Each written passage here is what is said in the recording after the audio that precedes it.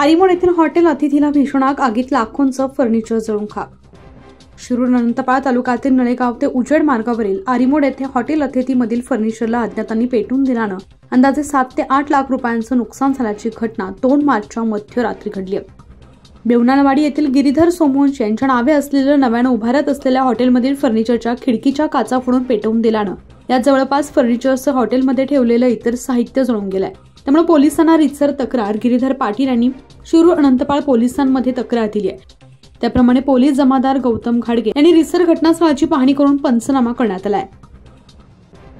News 15 मराठीसाठी सुधाकर सूर्यवंशी, शिरूर अनंतपाळ, लातूर।